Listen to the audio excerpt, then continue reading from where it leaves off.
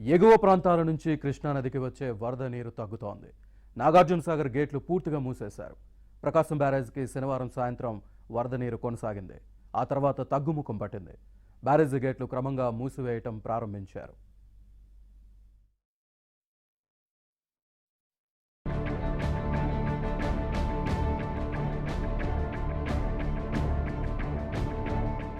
కృష్ణానది ఎగువ ప్రాంతంలో కురిసిన వర్షాలతో ప్రాజెక్టులకు మళ్లీ వరద నీటి ప్రవాహం ప్రారంభమైంది. శ్రీశైలం, నాగార్జునసాగర్ ప్రాజెక్టులకు పెద్ద ఎత్తున వరద నీరు వచ్చింది. దీంతో ప్రాజెక్టు గేట్లెత్తి నీటిని కిందకు విడుదల చేయడం ప్రారంభించారు.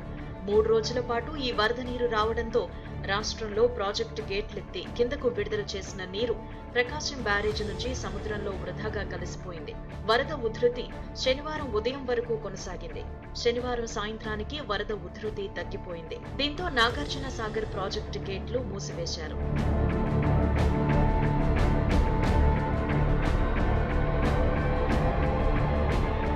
శ్రీశైలం డ్యాం నిండుకొండను తలపిస్తోంది. పూర్తి స్థాయి నీటి మట్టంతో కళకళ్లాడుతోంది. 86,770 క్యూసెక్కుల వరద నీటిని కిందకు విడుదల చేస్తున్నారు. ఇందులో 54,000 క్యూసెక్కుల వరద నీటిని విద్యుదుత్పాదన ద్వారా విడుదల చేస్తున్నారు. నాగార్జునసాగర్ ప్రాజెక్టులో 589 అడుగుల నీటి మట్టం ఉంది. ప్రాజెక్టుకు 34,680 క్యూసెక్కుల వరద నీరు చేరుతోంది. 51,000 క్యూసెక్కులను విద్యుదుత్పాదన ద్వారా విడుదల చేస్తున్నారు. పులిచింతల ప్రాజెక్టు పూర్తి స్థాయి నీటి మట్టం 45 టీఎంసీలు. ప్రస్తుతం 32 టీఎంసీల నీటి మట్టం ఉంది. పులిచింతల ప్రాజెక్టుకు 11,921 క్యూసెక్కుల వరద నీరు చేరుతోంది. 23,000 క్యూసెక్కుల నీటిని కిందకు విడుదల చేస్తున్నారు.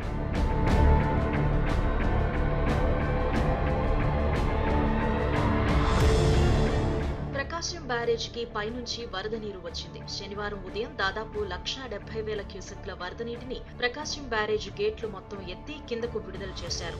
సాయంత్రానికి ప్రకాశం బ్యారేజీకి వచ్చే వరద నీరు 84,000 క్యూసెక్లకు పడిపోయింది. 60,000 క్యూసెక్లను దిగువకు విడుదల చేస్తున్నారు.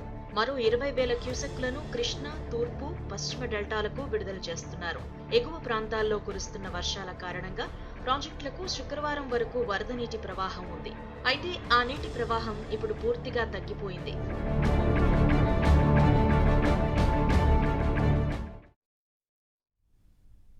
నిర్మల్ సభ తర్వాత కమల దళంలో ఉత్సాహం ఉరకలేస్తోందా? కేసీఆర్ను అమిత్ షా టార్గెట్ చేయడానికి కారణమేంటి?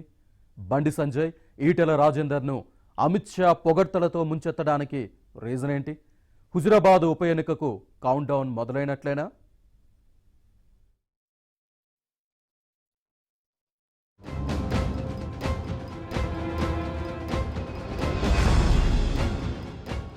నిర్మల్ సభ విజయవంతం కావడంతో బీజేపీ నేతలు, కార్యకర్తల్లో కొత్త ఉత్సాహం కనిపిస్తుంది.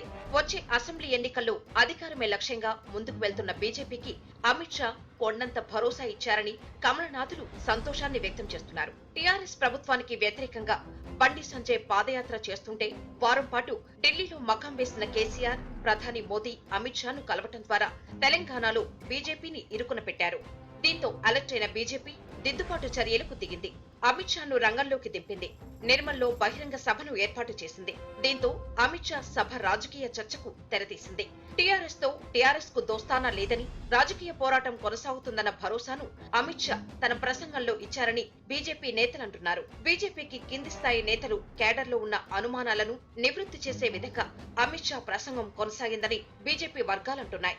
తెలంగాణలో అధికారంలోకి రావడం కోసం టీఆర్ఎస్ తో పోరాటం చేస్తామని బీజేపీ అంటుంది.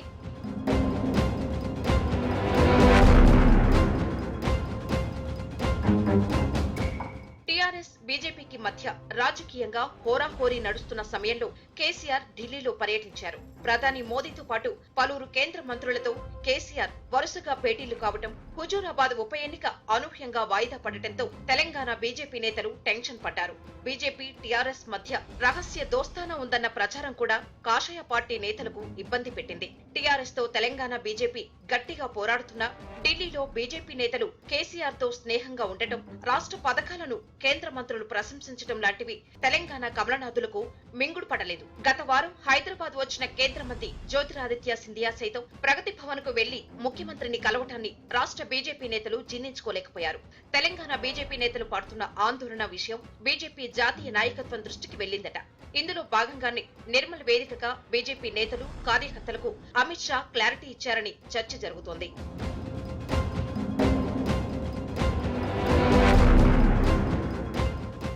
పాదయాత్ర చేస్తున్న బండి సంజయ్, మాజీ మంత్రి ఈటెల రాజేందర్ ను అమిత్ షా పొగడ్తలతో ముంచెత్తారు. ప్రజల కష్టాలను తీర్చడానికే సంగ్రామ యాత్ర చేస్తున్న బండిని ఆశీర్వదించాలని కోరారు.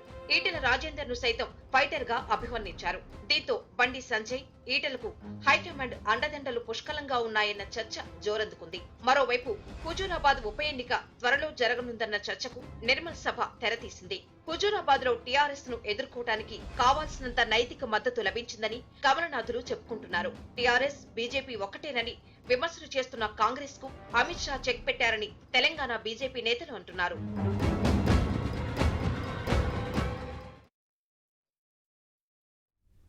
హైదరాబాద్లో గణేష్ నిమజ్జనోత్సవానికి పోలీసులు భారీ బందోబస్తు ఏర్పాటు చేశారు.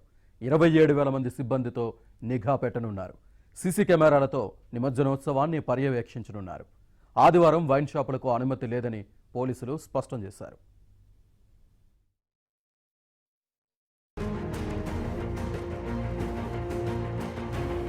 హైదరాబాద్ లో గణేష్ నిమజ్జనానికి అంతా సిద్ధమైంది.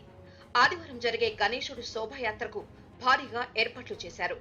ఎలాంటి అవాంఛనీయ ఘటనలు జరగకుండా పోలీసులు కట్టుదిట్టమైన చర్యలు తీసుకుంటున్నారు. 27,000 మంది పోలీసులు నిమజ్జనం విధుల్లో ఉంటారు. అన్ని శాఖల సమన్వయంతో ఏర్పాట్లు చేస్తారు. జిల్లాల నుంచి అదనపు బలగాలను రప్పించారు. నిమజ్జనోత్సవానికి భారీగా భక్తులు తరలి వస్తారు. సీసీ కెమెరాలతో అడుగడుగునా నిఘా పెట్టారు. 2.5 లక్షల సీసీ కెమెరాలను కమాండ్ కంట్రోల్ రూమ్ కి అనుసంధానం చేశారు. సమస్యాత్మక ప్రాంతాల్లో ప్రత్యేక పికెట్లు ఏర్పాటు చేసి భద్రతను పెంచుతున్నారు.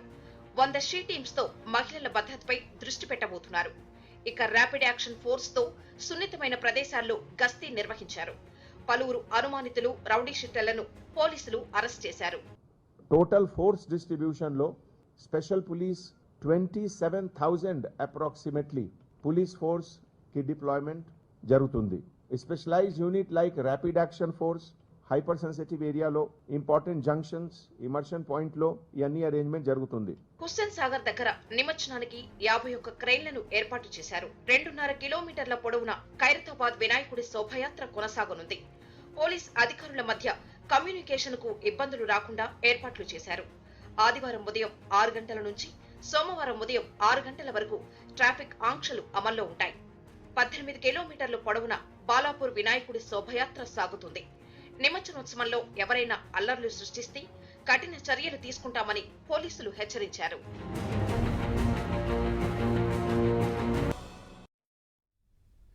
వివిధ దేశాల్లో కరోనా ఆంక్షలు, నిబంధనలు ఎప్పటికప్పుడు మారుతున్నాయి.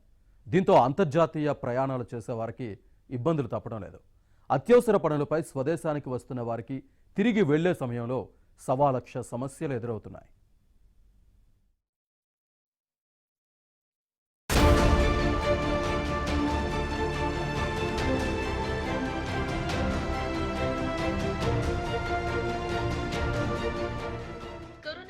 తరువాత వివిధ దేశాలకు ప్రయాణం సవాల్గా మారింది. ప్రయాణంలో రకరకాల ఇబ్బందులు తప్పడం లేదు. ముందుగా అన్ని వివరాలను తెలుసుకోకుండా ప్రయాణం చేస్తున్న వారికి సమస్యలు ఎక్కువే ఎదురవుతున్నాయి. ఇటీవల కొందరు యుఏఈలో కరోనా ఆంక్షలు సడలించిందని తెలిసి దుబాయ్ మీదుగా అమెరికా వెళ్లేందుకు టికెట్లు బుక్ చేసుకున్నారు. తీరా ఎయిర్పోర్ట్ కు చేరాక ఆ ఎయిర్లైన్స్ నుంచి వెళ్లే వారికి వీసా ఆన్ అరైవల్ సదుపాయం లేదు అని తెలుసుకున్నారు. దీంతో టికెట్లు రద్దు చేసుకుని ఎమిరేట్స్ టికెట్ కొనుక్కోవలసి వచ్చింది. ఇలాంటి ఘటనలు రోజు చాలా మందికి ఎదురవుతున్నాయి.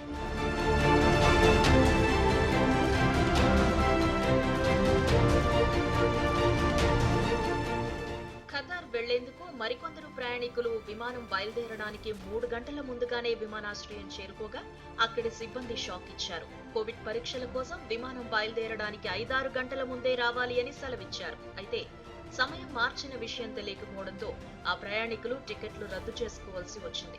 మారుతున్న నిబంధనలను ప్రయాణికులు తెలుసుకోకపోవడంతో ఇబ్బందులు పడుతున్నారు. కరోనా పరీక్ష ప్రమాణాలు, ఎయిర్లైన్స్, ఎయిర్పోర్టు నిబంధనలు తెలియక పలువురు ప్రయాణికులు సతమతమవుతున్నారు.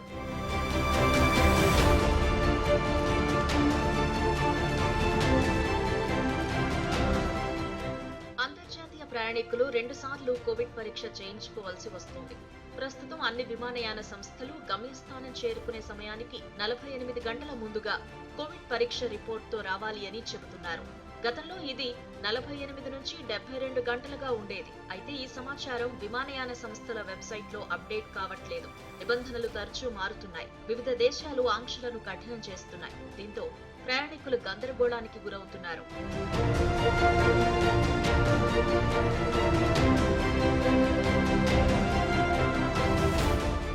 అంతర్జాతీయ ప్రయాణికులు విమానం బయలుదేరడానికి 6 గంటల ముందే ఎయిర్పోర్టుకు వెళ్లాల్సి వస్తోంది. గతంలో గంట ముందు వరకు చెక్ ఇన్ కు అనుమతి ఇచ్చేవాళ్లు.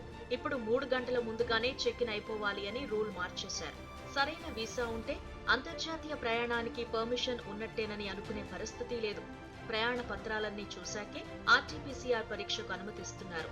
ఆర్టీపీసీఆర్ పరీక్ష చేయించుకున్నాక 40 నుంచి 60 నిమిషాల్లో రిజల్ట్ వస్తోంది.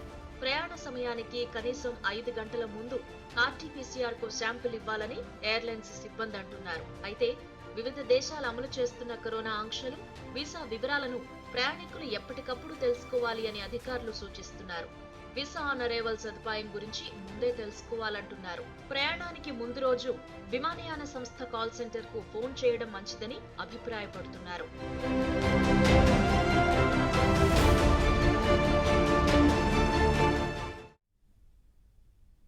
కాబూల్లో గత నెల 29న జరిపిన డ్రోన్ దాడికి సంబంధించి అమెరికా సారీ చెప్పింది. ఉగ్రదాడిని ఎదుర్కోవాలన్న తొందరలో సాధారణ పౌరులపై డ్రోన్ దాడి జరిగిందని అంగీకరించింది. మరోవైపు ఐసిస్ రెచ్చిపోతోంది. నంగర్హార్ ప్రావిన్స్లో జలాలాబాద్లో వరుస బాంబు పేలుళ్లలో 3 చనిపోయారు, 20 మంది గాయపడ్డారు. ఇక ఆఫ్ఘన్ను ఆర్థిక సంక్షోభం వెంటాడుతోంది. అమ్మాయిలు చదువుకునేందుకు అవకాశం ఉంటుందా అనే ఆందోళనలు వ్యక్తమవుతున్నాయి.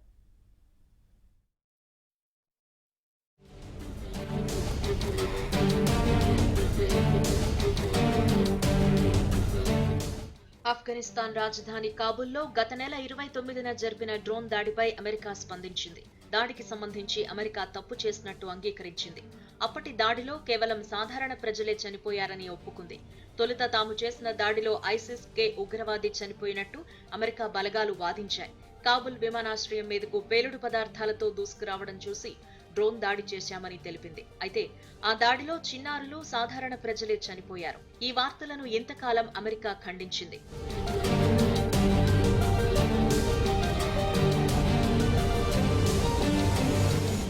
ఆఫ్ఘన్ నుంచి అమెరికా బలగాలు పూర్తిగా వెళ్లిపోవడానికి ముందు ఐసిస్ కే ఉగ్రవాదులు కాబూల్ ఎయిర్పోర్ట్ దగ్గర ఆత్మాహుతి దాడికి పాల్పడ్డారు. ఈ ఘటనలో దాదాపు 100 మందికి పైగా చనిపోయారు. ఆ తర్వాత మళ్లీ దాడి జరిగే అవకాశం ఉందని నిఘా వర్గాలు చెప్పాయి. దీంతో అమెరికా సైన్యం అప్రమత్తంగా వ్యవహరించింది.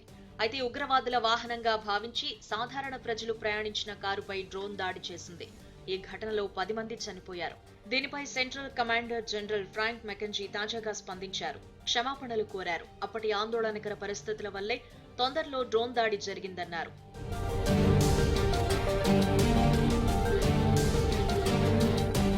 మరోవైపు ఆఫ్ఘన్లో అమ్మాయిలు చదువుకునేందుకు పర్మిషన్ ఉండదేమో అనే చర్చ జరుగుతోంది. తాజాగా 6 నుంచి 12వ తరగతుల అబ్బాయిలు పాఠశాలలకు హాజరు కావాలని ఆదేశాలొచ్చాయి. పురుష ఉపాధ్యాయులు విద్యాసంస్థలకు వెళ్లాలని తాలిబాన్ల ప్రభుత్వం ఆదేశించింది.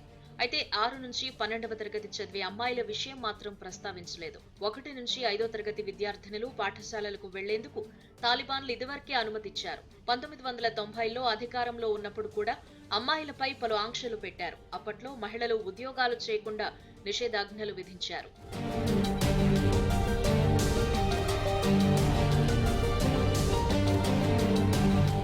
ఆర్థిక సంక్షోభంలో చిక్కిన ఆఫ్ఘన్ కు మరో షాక్ తగిలింది. ప్రస్తుతానికి ఆఫ్ఘన్ తో తమ సంబంధాలను నిలిపివేస్తున్నట్లు అంతర్జాతీయ ద్రవ్యనిధి సంస్థ స్పష్టం చేసింది. తాలిబాన్ల ప్రభుత్వాన్ని అంతర్జాతీయ సమాజం గుర్తించే వరకు సస్పెన్షన్ అమల్లో ఉంటుందని ఐఎంఎఫ్ ప్రకటించింది. ఇక తాలిబాన్ ముఠాను ఉగ్రవాద సంస్థగా గుర్తించాలని కొందరు రిపబ్లికన్ నేతలు డిమాండ్ చేశారు.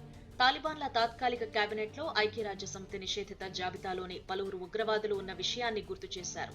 తాలిబాన్ల సర్కార్ను అధికారికంగా గుర్తించే దేశాలపై ఆంక్షలు విధించాలని అమెరికా ప్రభుత్వాన్ని కోరారు. ఉగ్రవాద రాజ్యాల గుర్తింపు నిరోధక చట్టం పేరుతో సెనెట్లో బిల్లు ప్రవేశపెట్టారు.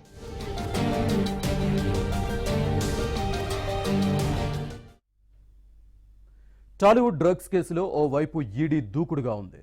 ఈ కేసులో నోటీసులు అందుకున్న సినీ ప్రముఖులను విచారిస్తోంది. ఇదే సమయంలో డైరెక్టర్ పూరి జగన్నాథ్, హీరో తరుణ్కు ఎక్సైజ్ శాఖ క్లీన్ చిట్ ఇచ్చింది. ఇద్దరూ డ్రగ్స్ సేవించినట్టు ఆనవాళ్లు లేవని ఛార్జ్షీట్లో నమోదు చేసింది.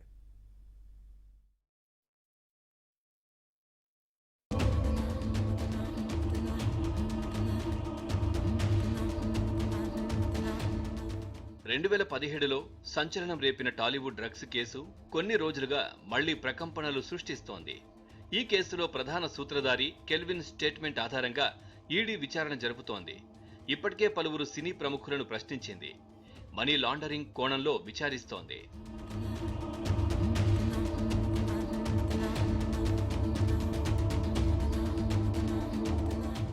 టాలీవుడ్ డ్రగ్స్ కేసులో ఇరుక్కుని చాలా మంది సెలబ్రిటీలు ఎక్స్చేంజ్ విచారణను ఎదుర్కొన్నారు. డైరెక్టర్ పూరి జగన్నాథ్, నటుడు తరుణ్ గతంలో సిట్ విచారణను ఫేస్ చేశారు. పూరి జగన్నాథ్ అయితే తాజాగా ఈడీ విచారణను కూడా ఎదుర్కొన్నాడు. ఇప్పుడు ఈ ఇద్దరికి ఎక్సైజ్ డిపార్ట్మెంట్స్ క్లీన్ చిట్ ఇచ్చింది.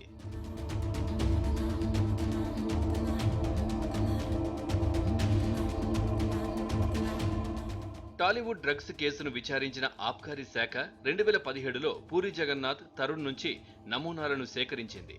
రక్తం, వెంట్రుకలు, గోళ్లు సేకరించి ఫోరెన్సిక్ ల్యాబ్కు పంపించింది.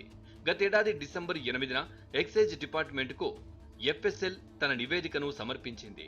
ఆ ఎఫ్ఎస్ఎల్ రిపోర్టులో పూరి, తరుణ్ నుంచి సేకరించిన నమూనాల్లో డ్రగ్స్ ఆనవాళ్లు లేవని తెలిపింది. కెల్విన్పై ఛార్జ్షీట్తో పాటు ఎఫ్ఎస్ఎల్ నివేదికను కోర్టుకు ఎక్సైజ్ శాఖ సమర్పించింది. మరోవైపు పూరి జగన్నాథ్ ఈడీ విచారణను ఇప్పటికే ఎదుర్కొన్నారు.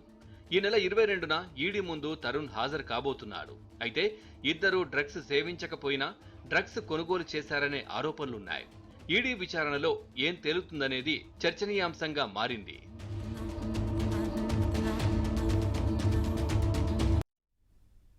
తెలుగు సినీ నటుల సంఘం మా ఎన్నికలకు రంగం సిద్ధమైంది. అక్టోబర్ 10వ తేదీన ఎన్నికలు జరగబోతున్నాయి. తాజాగా మా ఎన్నికలకు సంబంధించిన నియమ నిబంధనలు, ఇతర విషయాలను అధికారికంగా ప్రకటించారు.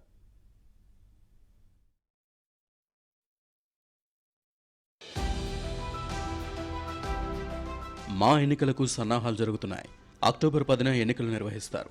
ఉదయం 8 గంటల నుంచి మధ్యాహ్నం 2 గంటల వరకు హైదరాబాద్ జూబ్లీహిల్స్ పబ్లిక్ స్కూల్లో పోలింగ్ జరుగుతుంది. అదే రోజు ఎన్నికల ఫలితాలను వెల్లడిస్తారు. 8 మంది ఆఫీస్ బేరర్స్, 18 మంది ఎగ్జిక్యూటివ్ మెంబర్స్తో కూడిన కమిటీకి ఎన్నికలు జరగనున్నాయి. సెప్టెంబర్ 27, 28, 29 తేదీల్లో నామినేషన్లు స్వీకరిస్తారు. 30న నామినేషన్లను పరిశీలిస్తారు. అక్టోబర్ 2వ తేదీ సాయంత్రం 5 గంటల్లోగా ఉపసంహరణకు అవకాశం ఉంటుంది. ఆ తర్వాత ఎన్నికల బరిలో ఉన్న అభ్యర్థుల తుది జాబితాను ప్రకటిస్తారు. ఆఫీస్ బేరర్ పదవికి పోటీ చేసే అభ్యర్థులు 15,000, ఈసీ మెంబర్ 10,000 డిపాజిట్ చేయాల్సి ఉంటుంది. ఒక అభ్యర్థి ఒకే పదవికి మాత్రమే పోటీ చేయాలి అని నిబంధన పెట్టారు. గత కమిటీలో ఎగ్జిక్యూటివ్ మెంబర్ అయ్యుండి 50% కన్నా తక్కువ ఈసీ మీటింగ్లకు హాజరు కాకపోయి ఉంటే పోటీ చేసేందుకు అనర్హులు.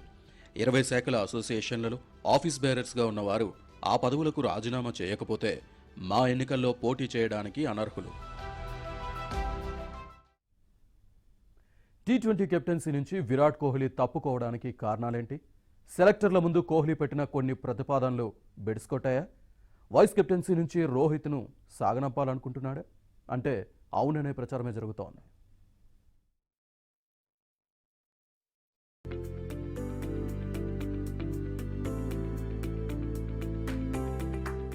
వర్క్లోడ్ కారణంగా టీ20 కెప్టెన్సీ నుంచి తప్పుకుంటున్నట్లు కోహ్లీ చెప్పినా దాని వెనుక మరికొన్ని రీజన్లు ఉన్నాయనే చర్చ జరుగుతుంది. అనేక ఆసక్తికర కథనాలు ప్రచారంలోకి వస్తున్నాయి. సెలెక్టర్ల ముందు పెట్టిన కొన్ని ప్రతిపాదనలు, బ్యాటింగ్ వైఫల్యంతో కోహ్లీ ప్రవర్తనలో వచ్చిన మార్పులు బెడిసికొట్టినట్లు ప్రచారం జరుగుతుంది. రోహిత్ శర్మను వైస్ కెప్టెన్సీ నుంచి తప్పించారని, వన్డేలో కేఎల్ రాహుల్, టీ20లో రిషబ్ పంత్కు అవకాశాలివ్వాలని సెలెక్టర్లను విరాట్ కోహ్లీ కోరినట్టు తెలుస్తోంది.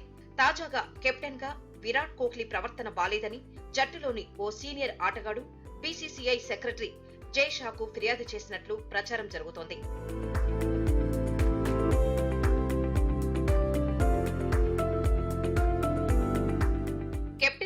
తప్పుకుంటానని ముందుగానే చెప్పి కోహ్లీ బీసీసీఐ పనిని సులువు చేశాడనే టాక్ వినిపిస్తుంది.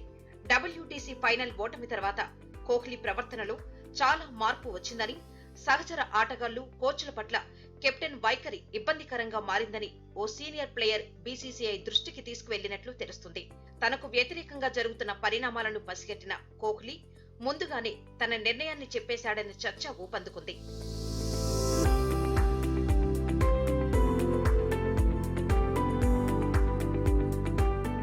చాలా కాలంగా కోహ్లీ, రోహిత్ మధ్య కోల్డ్ వార్ నడుస్తుందనే టాక్ ఉంది. అయితే కెప్టెన్ గా అవకాశాలు వచ్చినప్పుడల్లా రోహిత్ చక్కగా వినియోగించుకున్నాడు. అటు ఐపీఎల్లోనూ తన మార్కు చూపుతున్నాడు. దీంతో షార్ట్ ఫార్మాట్ లో రోహిత్ బెస్ట్ కెప్టెన్ అని ఎప్పటినుంచో చర్చ జరుగుతుంది. దీంతో వరల్డ్ కప్ లో ఫలితం తేడా వస్తే కోహ్లీపై ఎలాగూ విమర్శలు పెరుగుతాయి. అందుకే ముందే అలర్ట్ అయి కోహ్లీ సైడ్ అయ్యాడనే టాక్ కూడా ఉంది.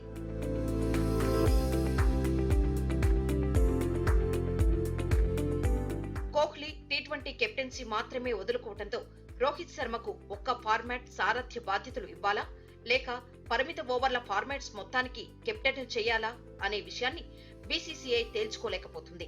అయితే పరిమిత ఓవర్ల ఫార్మాట్ లో కనీసం ఒక్కదానికైనా కెప్టెన్ గా ఉండాలని కోహ్లీ భావిస్తున్నాడు. లేదంటే మార్కెట్లో తన బ్రాండ్ వాల్యూ తగ్గుతుందేమోనని భయపడుతున్నట్లు ప్రచారం జరుగుతుంది.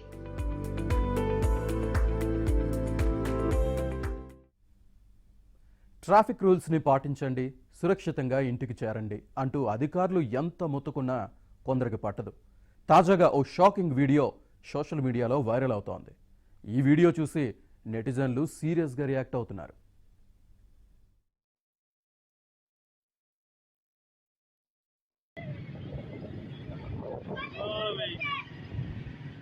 ఈయన్ని చూడండి, ఒకరు కాదు, ఇద్దరు కాదు, ఏకంగా 13 మందిని బైక్ మీద ఎక్కించుకున్నాడు. సరదాగా పాట పాడుతూ చక్కర్లు కొట్టాడు. బైక్ పై ఉన్న పిల్లలంతా 2 ఏళ్ల నుంచి 10 ఏళ్ల వయసు వారే.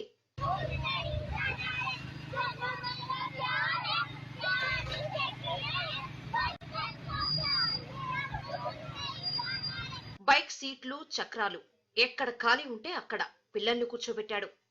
కొంతమందిని భుజాల మీద కూర్చోబెట్టుకున్నాడు. ఇంకొందరు బండిని పట్టుకొని వేలాడారు.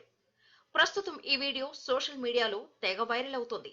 అయితే ఇలా పిల్లలను బైక్ మీద ఎక్కించుకోవడంపై నెటిజన్లు ఫైర్ అవుతున్నారు.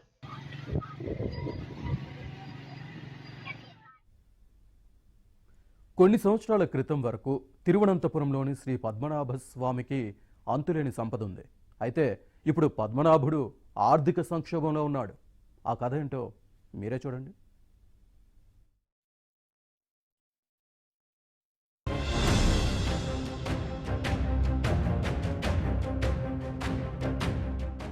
తిరువనంతపురంలోని శ్రీ పద్మనాభ స్వామి ఆలయం ఆర్థిక సంక్షోభంలో ఉందని పరిపాలనా కమిటీ సుప్రీంకోర్టు దృష్టికి తీసుకువెళ్లింది.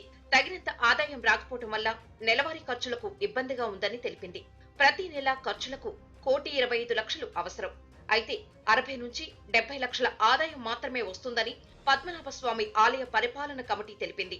ట్రావెన్కోర్ రాజు కుటుంబీకులు నిర్వహిస్తున్న ట్రస్ట్ నుంచి నిధులు అందేలా చూడాలని కోరింది. రాజు కుటుంబీకుల ఆధీనంలోని శ్రీ పద్మనాభ స్వామి దేవాలయ ట్రస్ట్ వ్యవహారాలపై ఆడిట్ జరిపించాలని కోరుతూ పిటిషన్ దాఖలైంది. ఈ పిటిషన్ విచారణ సందర్భంగా ఆలయం ఆర్థిక సంక్షోభంలో ఉందని పరిపాలనా కమిటీ తరపున న్యాయవాది చెప్పారు.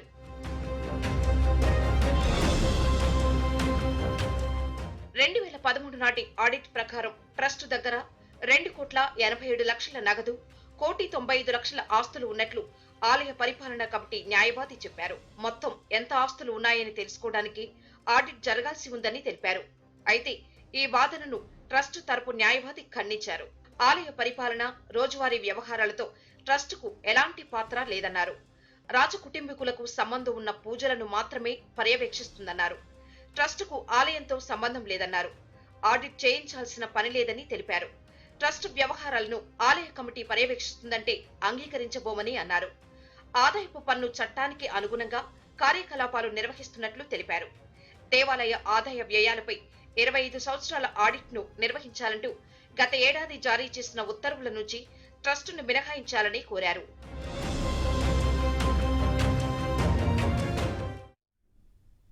రన్ ఫర్ పీస్ పేరుతో బొటానికల్ గార్డెన్లో 10K, 5K, 2K రన్ను నిర్వహించబోతున్నారు. అక్టోబర్ 2న గాంధీ జయంతి సందర్భంగా ఈ కార్యక్రమాన్ని ఏర్పాటు చేశారు. బొటానికల్ గార్డెన్స్ వాకర్స్ అసోసియేషన్ ఆధ్వర్యంలో ఈ కార్యక్రమం జరగనుంది. ఈ కార్యక్రమానికి సంబంధించిన పోస్టర్ ఆవిష్కరణ కార్యక్రమానికి మెదక్ ఎంపీ కొత్త ప్రభాకర్ రెడ్డి హాజరయ్యారు.